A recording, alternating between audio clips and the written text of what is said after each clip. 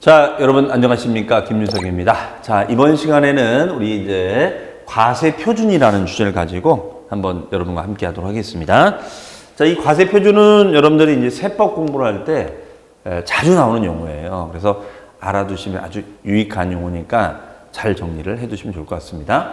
자, 말 그대로 과세 표준이라는 것은 과세할 수 있는 기준 금액이다. 이렇게 정의를 하고 있습니다. 그래서 우리가 얘는 세법에 따라 직접적으로 세액 산출의 기초가 되는 과세 물건은 이제 과세 대상이죠. 대상의 수량 또는 가액 단위로 표시하는 것을 말합니다.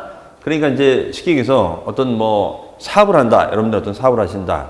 그러면 사업을 하시면은 예를 들어서 사업을 하신다. 그럼 돈을 벌 거 아니에요.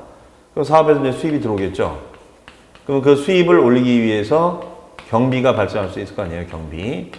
그 다음에 이 경비에서 일정한 소득공제를 우리가 이제 차감을 합니다.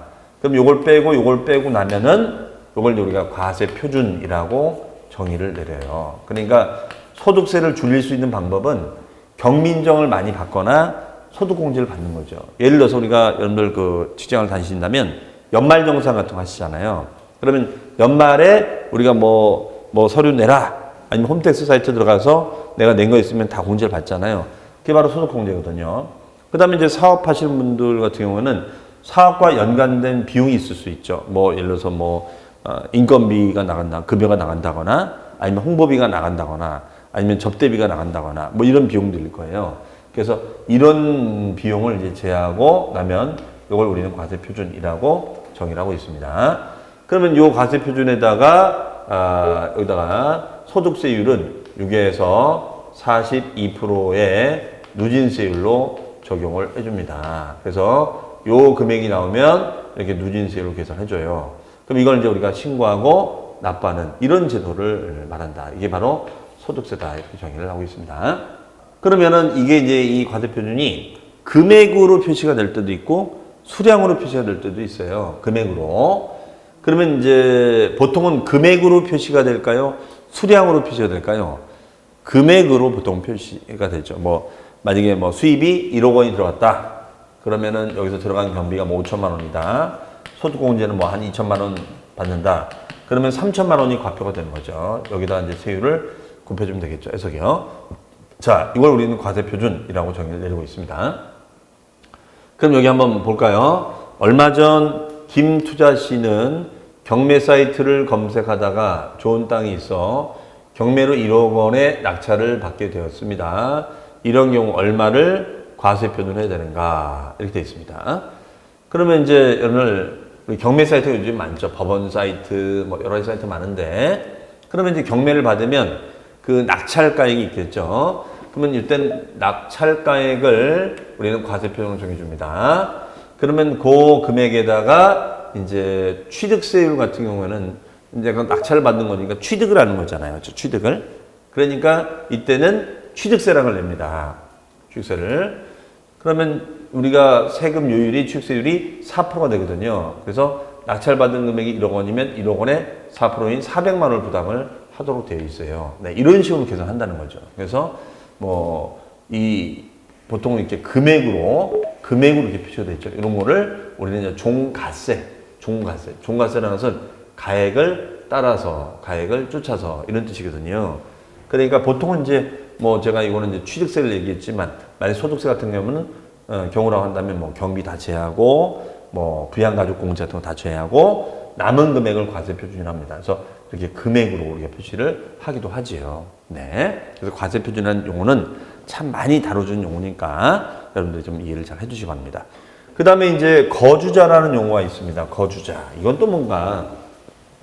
자, 거주자는 여러분들 뭐라고 되냐면 국내 주소를 두거나 183일 이상 거설둔 법인이에요, 개인이에요? 개인을 말한다. 이렇게 되어 있습니다.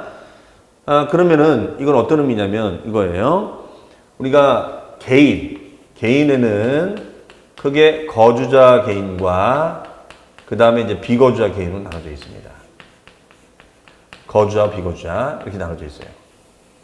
그러면 이걸 나누는 이유가 뭐냐? 나누는 이유가 있죠. 나누는 이유는 거주자가 되면 우리나라에서 벌어들인 소득이든 외국에서 벌어들인 소득이든 다 합산해서 신고 납부를 하도록 되어 있어요. 하지만 비거주자가 됐을 때는 우리나라에서 벌어들인 소득만 신고를 하도록 되어 있습니다. 그 점에서 우리 좀 차이가 있어요. 다시요. 우리가 개인이라는 사람이 있는데 그 개인이 돈을 벌면 이 개인은 거주자 개인하고 비거주자 개인으로 나눕니다. 그러면 거주자 개인은 국내외 모든 소득을 신고하는 데 반해서 비거주자는 국내 것만 신고를 해요. 그러면 이때 거주자의 정의가 보통 주소가 있잖아요. 아니면 183에서 거소를 둔 개인을 말한다라고 되어 있습니다. 자, 그러면 이 구분이 왜 중요하냐면 요즘은 이제 해외 교포들도 많잖아요. 그렇죠? 그런 분들은 이제 우리나라에서 활동하는 분들이 많은데 뭐 3개월 활동하다가 뭐 다시 외국으로 나가는 경우도 있고 뭐 6개월, 7개월 있다가 나가는 분들이 있죠. 그런 분들 때문에 이 구분이 필요한 거예요. 그럼 저나 여러분은 일단 어디에 해당될까요? 당연히 뭐 주소지가 있잖아요. 주소를 두고 있으니까 저나 여러분은 거주자가 되겠죠. 그러면 국내외 모든 소득을 신고 납부하도록 되어 있다라고 되어 있습니다. 그럼 한번 볼까요?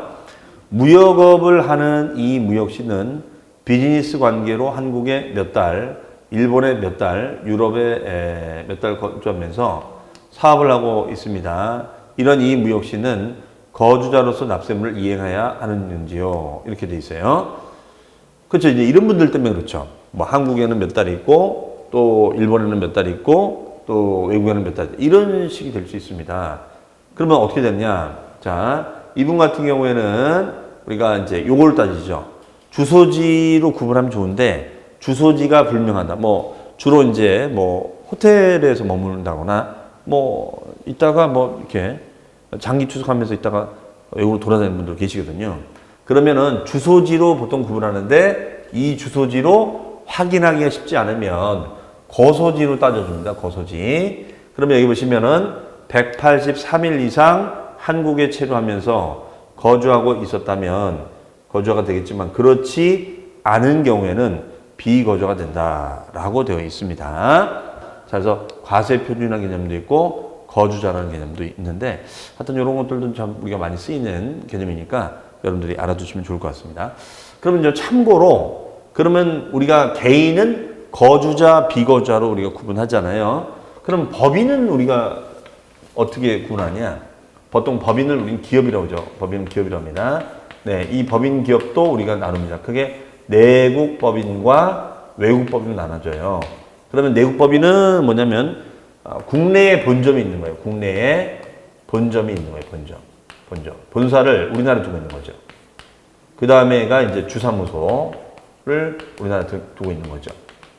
해석이. 하지만 외국법인은 본점도 없고 주사무소도 우리나라에 없는 거예요. 그러면 뭐 삼성이나 LG나 현대나 이런 데들은 대부분 다 본점을 우리나라에 두고 있지 않습니까? 그러면 이 내국법인은 거주자처럼 국내에서 벌어들인 소득도 신고를 해야 되지만 외국에서 벌어들인 소득도 신고를 하도록 되어 있거든요.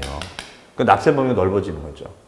그래서 외국의 지점들을 많이 갖고 있다면 다 합산해서 신고를 하는 그런 개념으로 되어 있는 것이 바로 내국법인이다. 이렇게 보시면 되겠습니다. 자, 이 차원에서 이번 시간에는 우리가 과세 표준이라는 용어하고 거주자라는 용어를 가지고 한번 공부를 해봤습니다. 자, 여러분들 부동산 세금 또는 세금에 대해서 하나하나 이렇게 공부하다 보면은 여러분들도 전문가가 될 수가 있습니다. 어쨌든 재밌게 계속 봐주시고요. 저는 다른 주제를 가지고 또 여러분 또 찾아뵙도록 하겠습니다. 자, 그러면 다음 시간에 여러분 또 찾아뵙겠습니다. 감사합니다.